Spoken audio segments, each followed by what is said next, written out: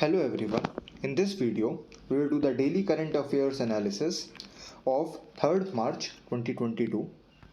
So the first topic which we will discuss is the first Artemis moon landing by NASA. So the first crewed landing of NASA's Artemis program on the moon is scheduled for 2026. Meanwhile, Artemis 1 will be launched by NASA in May 2022.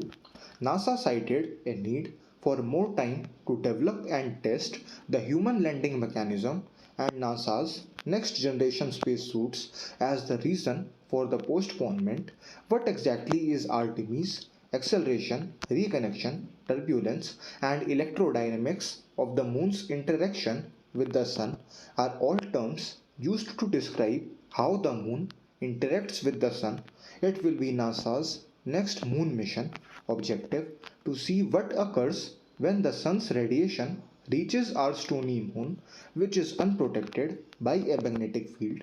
In Greek mythology, Artemis was Apollo's twin sister and the goddess of the moon.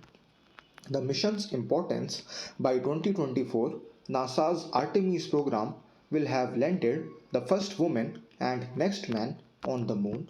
Details of the mission: the Space Launch System (SLS), NASA's next powerful rocket, will carry astronauts on board.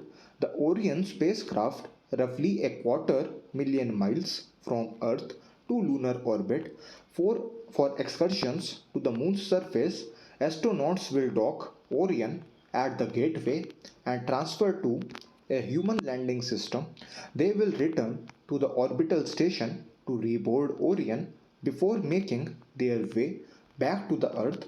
The source of this news is the NASA website. The next topic in news is details of the IPCC report.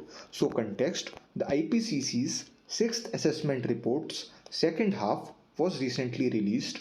Climate change impacts, hazards and vulnerabilities, and adaptation alternatives are discussed in the report's second section. The report's first section was released in August of last year. That one was about climate change's scientific foundations. What exactly is the AR6 sixth assessment report?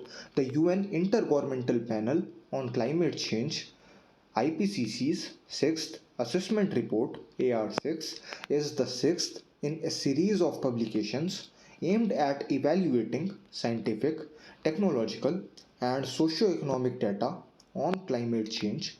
This report assesses the physical science of climate change by examining past, current, and future climates.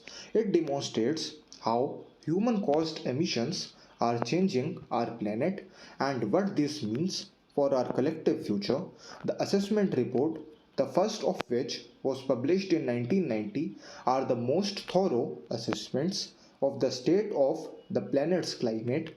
There have been 5 reports released so far: 1990, 1995, 2001, 2007, and 2015.